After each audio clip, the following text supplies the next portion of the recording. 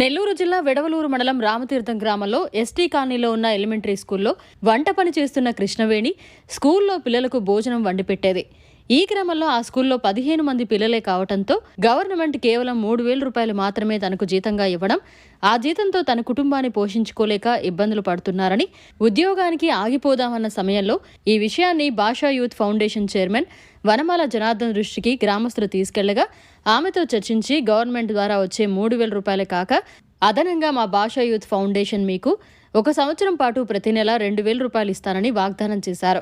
అదేవిధంగా డిసెంబర్ నెల నుంచి ఇస్తూ వస్తున్నామని తనకు సహాయం చేసిన భాషా యూత్ ఫౌండేషన్ చైర్మన్ వనమాల జనార్దన్ కి కృష్ణవేణి వారి కుటుంబీకులు హృదయపూర్వక కృతజ్ఞతలు తెలిపారు. ఈ రోజున రామతీర్థం గ్రామంలో స్కూలు ఒక అమ్మాయి వంట పని చేస్తూ ఉంది. అమ్మాయి ఏంటంటే ఆ స్కూల్లోకి 15 మంది జనాభాకి అన్నం వండి పెడుతుందంట. ఒక రోజున మేము పేరెంట్ ఒకరోజు అక్కడికి వెళ్ళాము. పోతే సార్ నేను ఉండలేను, నాకు ఇబ్బందిగా ఉంది, నేను పనికి పోతే 500, 600, 700 రూపాయలు వస్తుంది. ఈ రోజున నేను మీకు 3,000 రూపాయలకి జీతానికి నేను పిల్లకాయలకు వంట చేయలేను, నాకు బల ఇబ్బందిగా ఉందని చెప్పి ఆ టీచర్తో సురేష్ గారితో హెడ్ మాస్టర్ గారితో చెప్తా ఉన్నారు. నేను హెడ్ మాస్టర్ గారిని అడిగాను. ఏం చెప్పారంటే, సార్ ఆ అమ్మాయికి ఇచ్చేది 3,000 సార్, మా స్ట్రెంత్ తక్కువగా ఉంది, 15 మందే సార్ మాకు ఉండేది అన్నారు. నేనేం చెప్పానంటే, అమ్మ మీకు ఆ అమ్మాయి బాగా వంట చేస్తుంది సార్, ఇబ్బంది లేదు, పిల్లకాయలకి బాగా సంతోషంగా తింటూ ఉన్నారు, ఆడుకుంటున్నారు సార్.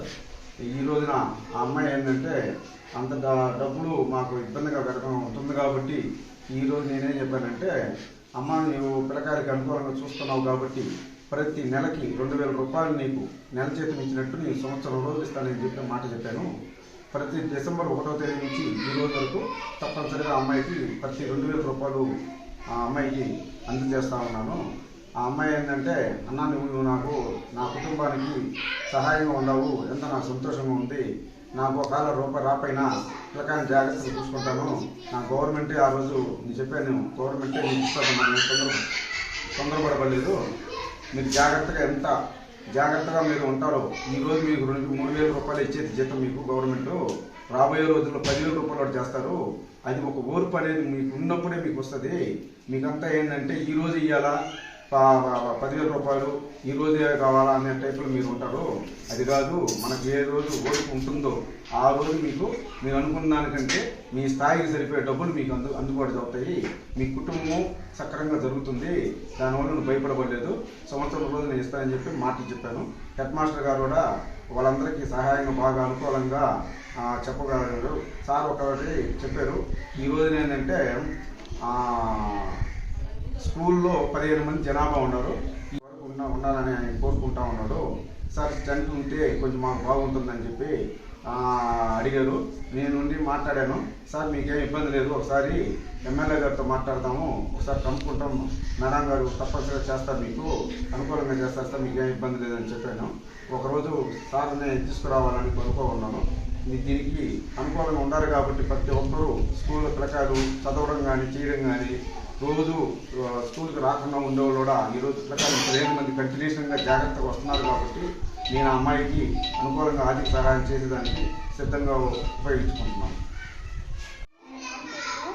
ఎస్టీ కాలనీ నుంచి మాట్లాడుతున్నాను. కృష్ణవేణి నా పేరు. నేను ఇక్కడ ఎలిమెంటరీ స్కూల్లో వంట చేస్తున్నాను.